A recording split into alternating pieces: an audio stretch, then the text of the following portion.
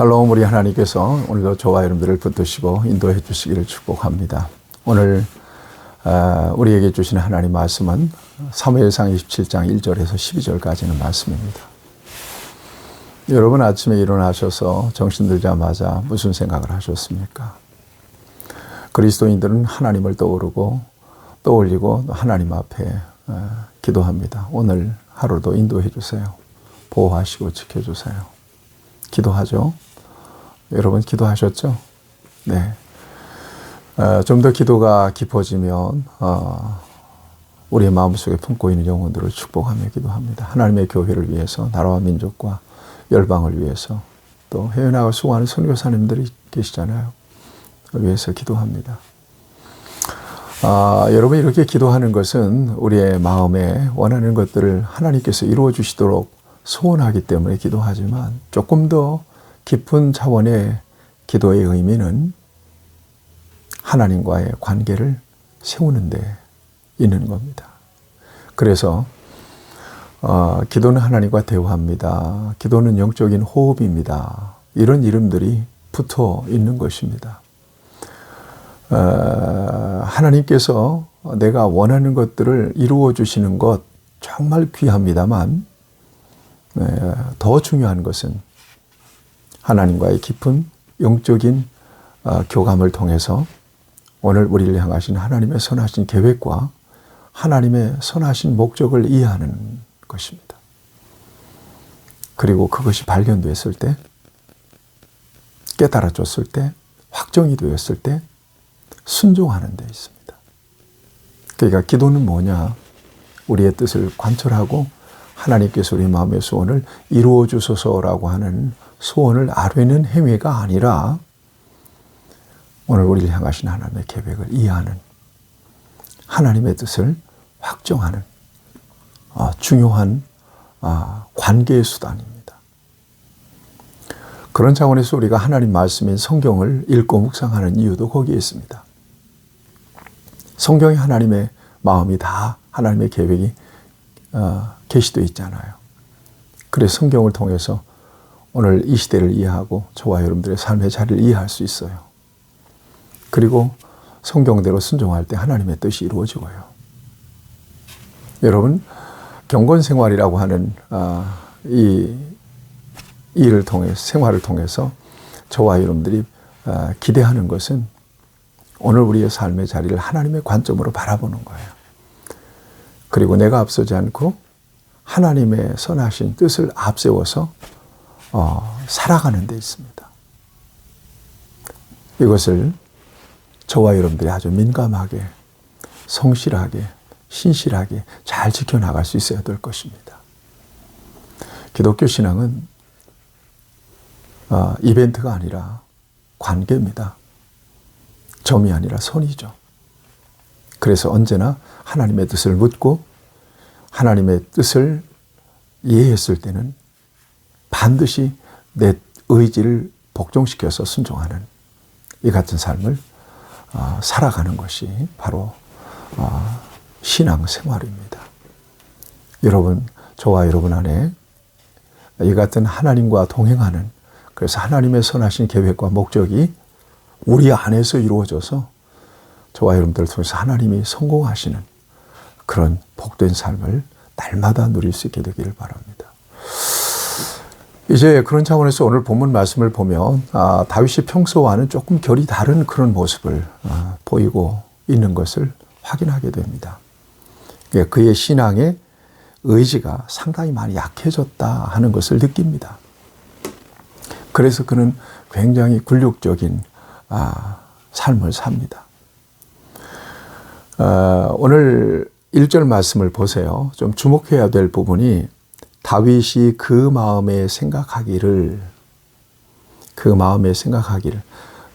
마음속에 어떤 의지가 생긴 거예요? 계획이 생긴 거예요? 어떤 목적이 생긴 거예요? 어떤 아이디어가 생긴 겁니다. 그게 뭐냐? 사울을 피하기 위해서는 내가 블레셋으로 도망가야 되겠다. 이거예요. 이방 지역으로 피해야 되겠다. 그러면 사울이 나를 더 이상 쫓지 못할 것이기 때문에 그 계획을 마음속에 품은 것입니다. 그리고 내가 그의 손에서 벗어나야 하리라. 내가 그의 손에서 벗어나야 하리라. 내가 주목해야 될 대목입니다. 과거에는 그렇지 않았습니다. 하나님 어떻게 해야 될까요? 이렇게 물었거든요. 그런데 그 과정이 없어요. 그 마음에 생각하기를 내가 그의 손에서 벗어나야 하리라. 뭔가 조짐이 좋지 않습니다. 여러분, 항상 저와 여러분들이 주어가 누구냐 하는 것을 살피는 것은 굉장히 중요합니다. 내가 주어냐? 하나님이 주어냐? 어느 순간 어떤 일이라도 내가 주어로 있는 한 결코 그 일이 성공할 확률이 없습니다. 하나님이 주어가 되시면 실패할 확률도 없습니다. 크고 작은 일 다 하나님 앞에 맡겨드리는 거예요. 신앙은 위탁하는 것이 토탈 커미트먼트 하는 거예요. 커미트하는 거예요. 완전하게. 그리고 인도하심을 기다리는 거죠. 그리고 인도하신 그 모든 결과를 하나님의 선하신 결과로 받아들이는 거예요. 수용하는 것입니다. 이것이 신앙이거든요. 그 다윗은 지금 내 마음에 이르기를 내가 사울 손에서 벗어나리라. 그리고 한 일이 블레셋으로 건너가서 아기스에게 자기와 함께한 600명, 또 자기 아내 둘, 자기 가족들 다 아기스에 건너가서 굴욕적으로 그에게 그의 신변을 위탁하잖아요. 사정합니다. 그리고 아기스에게, 여러분 5절 말씀 보세요. 다윗이 아기스에게 이르되 바라건대 내가 당신께 은혜를 입었다면, 이런 표현들 보세요. 아기스가 누굽니까? 그 이방 나라 왕 아닙니까? 내가 당신께 은혜를 입었다면, 여러분 이렇게 굴욕적인 모습을 보이죠.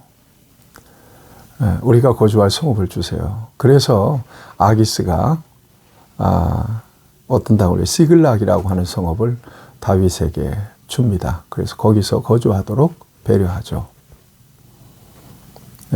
이렇게 한 것은 아기스 입장에서 손익계산을 해봤겠죠. 다윗이 어떤 사람이에요? 지금 이스라엘에서 도망쳐 나온 사람이잖아요. 이스라엘 왕이 그를 죽이려고 피신한 사람이잖아요. 그러니까 첫째는 자기를 배반할 리가 없을 거고, 둘째는 전쟁이 일어나면 용병으로 쓰면 좋잖아요. 블레셋 입장에서는 뭐 불리할 게 없죠. 손해볼 게 없는 거죠. 이제 그런 계산에 이 아기스는 시글락에서 다윗과 함께한 사람들이 살아가도록 그렇게 배려를 하는 거예요. 자, 그렇게 블레셋 지경으로 다윗이 넘어갔다라고 하는 소식을 듣고 사울이 추적을 멈춥니다. 왜냐하면 다윗을 이방인 취급했기 때문에 그렇습니다. 당시 사람들은 이스라엘을 벗어나면 이방인으로 취급해 버렸거든요. 더 이상 추적할 수가 없죠. 추적할 이유도 없어졌습니다. 자, 이렇게 해서 사울의 그 손아귀에서 벗어나기는 했습니다. 잠시. 그리고 거기에서 몇 년 살았습니까? 보니까 7절 보면 1년 4개월을 거기서 살았습니다. 살면서 다윗에게 굉장한 여러 가지 어려운 일들이 생깁니다. 첫째는 시글락에서 함께 사는 600명과 함께 필요한 것들 있잖아요. 살아갈 때 필요한 것들을 어디서 충당합니까? 그러니까 주변국을 약탈하게 돼요. 오늘 8절 말씀을 보세요. 다윗이 다윗과 그의 사람들이 올라가서 구술 사람 기르스 사람과 기르스 사람과 아말렉 사람을 침노하였으니 그들은 옛적부터 술과 애굽 땅으로 지나가는 지방의 주민이라 그랬거든요. 이방 족속입니다. 이방 족속들을 쳐서 거기에서 약탈을 해와요. 뭐 의복도 가져오고 뭐 짐승도 가져오고 다 가져와서 자기들이 쓰고 또 아기스에게 조공도 바쳐야 되잖아요. 아기스는 참 재미가 쏠쏠해졌습니다. 네, 가만히 앉았어도 약탈에서 가지고 오니까요. 이럴 때 아기스가 묻습니다. 오늘은 어디를 공격했는가라고 묻습니다. 여기 오늘 어디를 누구를 침노했는가라고 묻습니다. 그러자 다윗이 아기스의 마음을 사기 위해서 유다 변방을 침노했다고 이야기합니다. 왜냐하면 유다를 침노했으니까 아기스를 절대 배반하지 못할 거라고 하는 안심을 아기스에게 주기 위해서입니다. 거짓말한 거죠. 이렇게 이야기합니다. 아기스가 이르되 너희가 오늘은 누구를 침노하였느냐 하니 다윗이 이르되 유다 네겝과 여라무엘 사람의 네겝과 겐 사람의 네겝이니이다 하였더라. 유다 변방을 공격해 이 지방들은 바로 유다 변방들이거든요. 지방들을 공격해서 이렇게 약탈해 왔다. 이렇게 속이는 거예요. 아기스에게 안심을 주기 위해서. 그뿐만 아닙니다. 다윗이 약탈하러 갔다가 사람들을 다 죽였습니다. 살려서 데리고 온 사람이 없었습니다. 왜냐하면 다윗과 그와 함께한 사람들의 잔인성이 폭로될까 봐서. 그러면 뭐 요리할 게 없잖아요. 그렇게 용맹해, 그렇게 잔인한 사람들이었구나. 아기스가 들으면 상당히 경계하겠죠. 블레셋 사람들이 그 얘기를 들으면 굉장히 경계하겠죠. 그러니까 다 죽입니다. 산채로 데려온 사람이 없었다 그랬거든요. 11절 말씀에 보면. 그래서 아기스가 다윗을 안심하고 그를 보호해 주고 있었던 것입니다. 자, 내 마음 다시 앞으로 돌아가서 다윗이 그 마음에 생각하기를 내가 그의 손에서 벗어나리라 하고 그의 의지를 따라 계산을 따라 그가 계획한 대로 그가 세운 목적을 따라 목표를 따라 이렇게 진행된 결과 여러분 어떻습니까? 굉장히 굴욕적인 모습을 보고 잔인한 모습을 보잖아요. 또 속이는 다윗의 모습을 보잖아요. 여러분 단추 하나가 잘못 끼워지면 나머지 단추 다 틀어지는 거 아시잖아요. 마치 그런 거거든요. 영적인 사람, 하나님의 사람은 하나님이 원하시고 기뻐하시는 뜻을 따라 계획하고 또 하나님의 선하신 목적을 따라 그렇게 살아가야 합니다. 움직여야 합니다. 그런데 오늘 본문에서는 다윗의 모습에서는 그런 것들을 우리가 찾아보기 어렵습니다. 그래서 굉장히 굴욕적이고 굉장히 잔인한 모습을 보이고 굉장히 그 사람의 마음을 살려고 노력하는 인본적인 그런 모습도 보이는 것을 볼 수가 있습니다.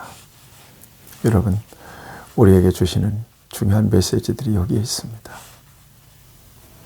언제나 하나님 편에 서고 하나님이 선하시고 기뻐하시고 온전하듯이 무엇인지를 이해하고 그 뜻대로 순종하는 삶이 그리스도인의 삶입니다. 성령을 거스르지 않고 살아가는 것은 저와 여러분들에게서 너무나 중요합니다. 하나님 앞에 모든 것들을 맡겨드리고 하나님의 인도하심을 받고 순종하여 살아가는 것은 복된 삶의 가장 중요한 원리이기도 합니다. 너희 행사를 여호와께 맡기라. 그리하면 너의 경영이 이루리라. 사람이 마음으로 자기의 길을 계획할지라도 그 걸음을 인도하시는 하나님이시다.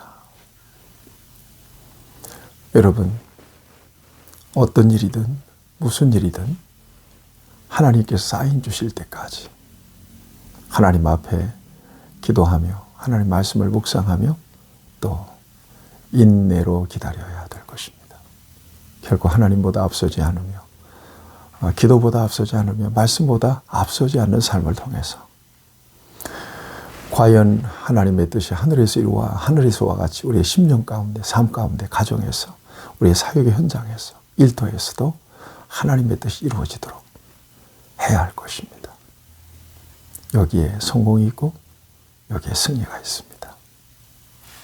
그같이 살면서 하나님의 영광이 되고 복을 누리는 저와 여러분들이 될 수 있기를 축복합니다.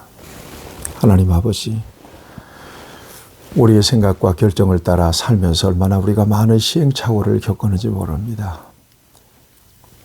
그 모든 우리의 계산기를 내려놓고 하나님의 선하신 뜻을 묻고 그 뜻대로 순종해서 하나님의 뜻이 이루어지고 그것이 우리의 삶의 복이 되게 하여 주시옵소서. 예수님의 이름으로 기도하옵나이다. 아멘. 여러분 축복합니다.